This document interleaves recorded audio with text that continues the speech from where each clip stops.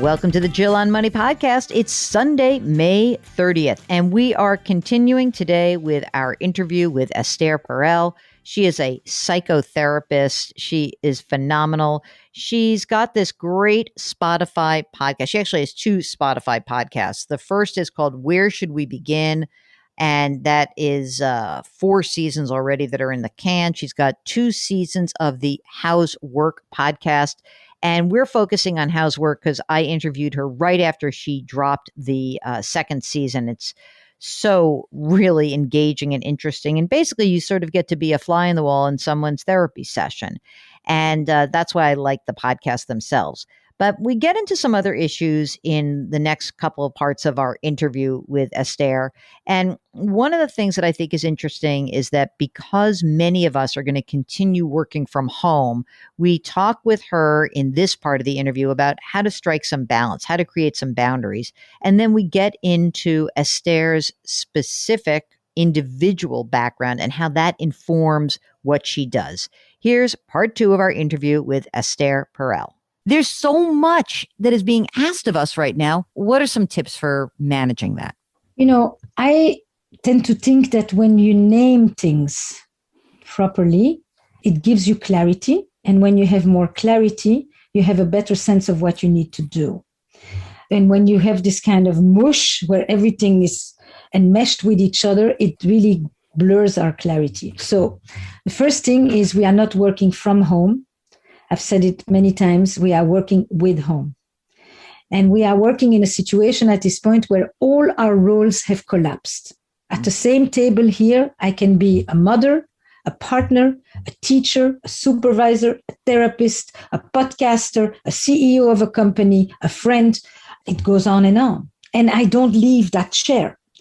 And so it gets very, very exhausting and very blurry because there are no demarcations. We are typically people who are very much contextual. We change clothes to go to different activities. These activities come with rituals. These rituals denote a role. These roles come with meaning.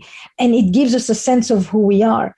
At a moment like this, when it's all jumbled up, it's very, very challenging to little people and to adult people. So what to do? I think it's very important in all kinds of ways to create boundaries, meaning clear the table before you go to eat, even if you're going to continue work again at the same table. 2, create routines. So a routine is that I cook a meal every day. A ritual, which is the next thing, is that you elevate the routine by investing it with meaning and creativity. And now it becomes not just a meal because we need to eat, but a special dinner because we matter. And now you create a hierarchy of meanings. And that gives us an inner scaffolding to us. It brings structure, stability, safety, and creativity. You know, in terms of these relationships, even people who have great relationships said, like, this has sucked. You know, like, I can't stand seeing this person anymore. We are sort of feel like the light's at the end of the tunnel. But I think people may have discovered some things they like about their spouse, but maybe some things they don't like about their spouse. So I'm wondering how you think, this is a question I got from somebody who I told them I was interviewing you. If you are in an established relationship, what do you do if the issues that brought you together are now long in the past? I'm now not sure whether I want to stay with this person for the next 30 years after the first 30 years. What do you think about that? So I will answer it in 2 ways because one was your question and one was this listener's question. Yeah.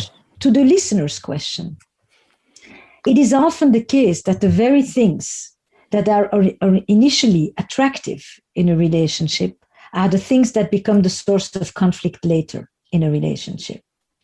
The very things that will annoy you are often the backside or the extreme versions of the things that once attracted you, but they were different in any event. Pandemics and disasters are relationship accelerators. That has been long known. And that means that, to borrow from Leonard Cohen, all the cracks in a relationship will appear, and so will the light that shines through the cracks. Some people have discovered that I couldn't have done it without you. This was us at our best. And then some people basically are saying 24/7, I'm choking.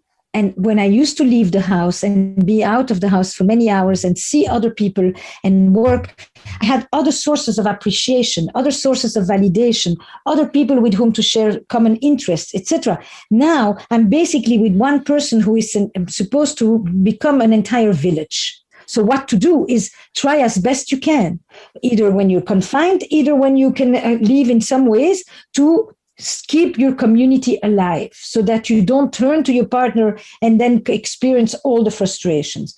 Try also, when your partner does nice things, to not just say thanks for bringing the coffee, but actually there's a big difference when you say thanks for being so thoughtful, so that you actually show that the person matters. Make each other matter, so that you're not just, providers of tasks. But separately, back to your question, I think the really important thing is this. We all have a need for security, stability, and safety.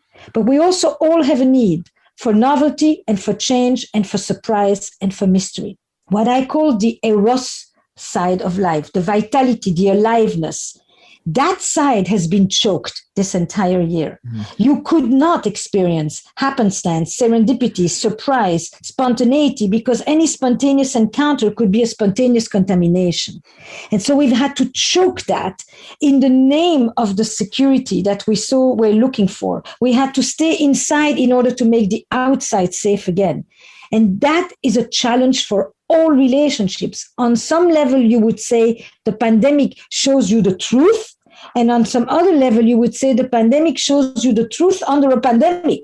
That doesn't mean it is the be-all of your entire relationship either. And maybe your relationship is actually good when the context changes, or good enough, or it finds its place, because a marriage or a relationship can either be the intimacy that exists between these two people, but it can also be a structure that allows you to then have relationships with many other people in your life.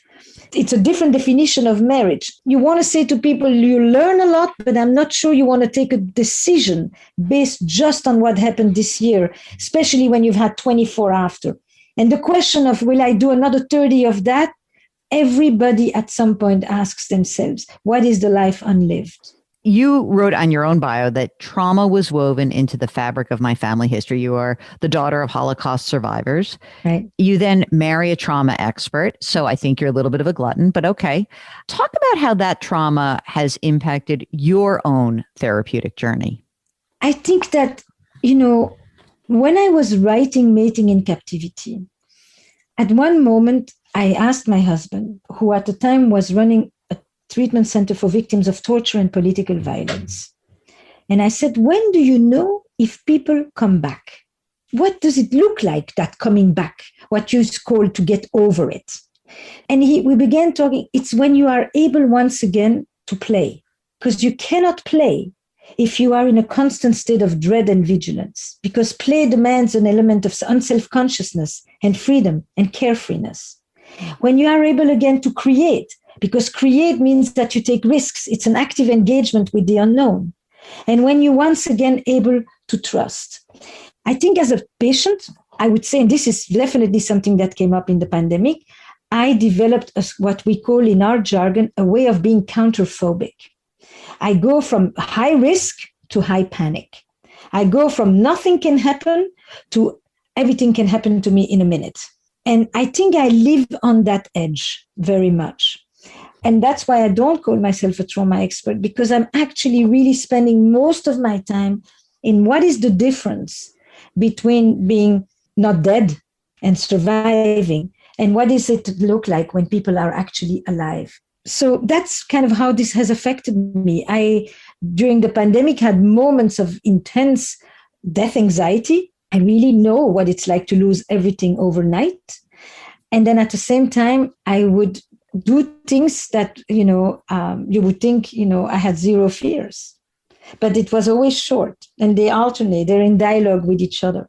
Is that what surprised you most about the last 14 months, that duality, or did you always know that about yourself? I hadn't lived it in such an acute way in a long time, I have to say.